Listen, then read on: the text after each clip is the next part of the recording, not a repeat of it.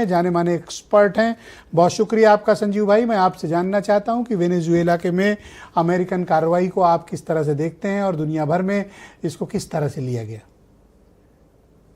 देखिए ब्रिजेश जी, United states of America के द्वारा वेनेजुएला में ये जो कार्रवाई की गई है, ये जो एक स्पेशल मिलिट्री ऑपरेशन को लॉन्च करके वहां के राष्ट्रपति को उठा लेना, साथ ही साथ उनकी धर्म पत्नी को भी उठा ले जाना, वो उस अमेरिका के द्वारा की गई है जो कि पूरे विश्व भर में घूम घूम करके लोकतंत्र, ह्यूमन राइट्स और डेमोक्रेटिक रूल्स बेस्ड ऑर्डर की दुहाइयां देता है।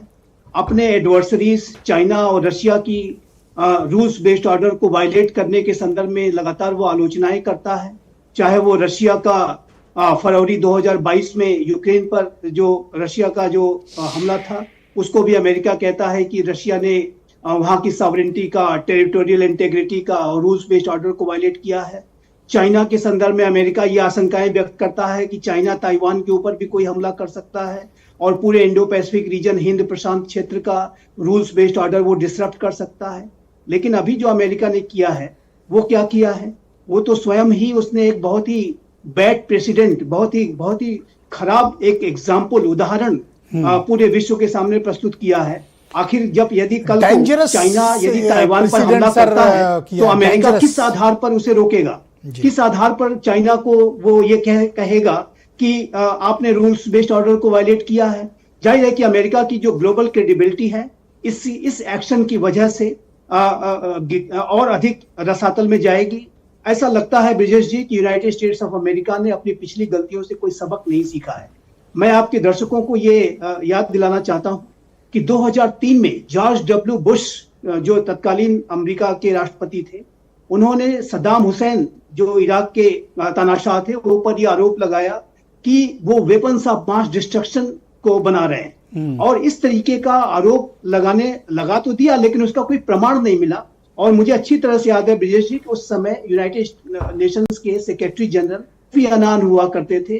कोफी अन्नान लाख कहते रह गए अमेरिका से, ब्रिटेन के प्रधानमंत्री टोनी ब्लेयर से, वो लगातार उन्होंने अपनी सलाहें दी, रिक्वेस्ट किया कि आप इस राष्ट्र पर हमला न करें क्योंकि ऐसा करने से वो राष्ट्र तबाह हो सकता है।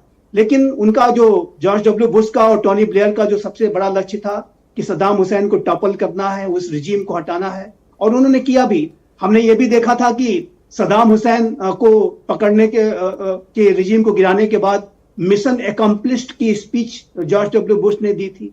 लेकिन अमेरिका इराक में घुसा तो जरूर, लेकिन अमेरिका को उसी इराक से बाहर आने में 10 वर्षों का समय लगा। इंसर्जेंसी यहाँ तो वो भी समय की जरूरत नहीं सर, यहाँ तो नई तरीका अपना लिया, राष्ट्रपति को ही उठा ले जाओ और लड़ने की ग्राउंड पे जरूरत ही नहीं है। तो मेरा ऐसा मानना है कि ये जो अमेरिका का एक्शन है उससे पूरे विश्व भर में जो अराजकता का वातावरण बन सकता है और ये पूरे विश्व में जो एक democratic rules based order, UN charter led जो विश्व व्यवस्था द्वितीय विश्व युद्ध के बाद बनी थी, उसमें गंभीर संकट पैदा हो सकता है। और परमाणु हथियारों के जखीरों पर बैठी हुई ये दुनिया अगर इसी तरीके के ट्रेंड्स महाशक्तियां अडॉप्ट करती रही, बहुत शुक्रिया सर। तीसरे विश्व युद्ध की आशंकाओं से, किसी भी बड़ी महाविभीषिका से इनकार नहीं कर सकते। बहुत धन्यवाद से कहना चाहता हूं मैं सुनील।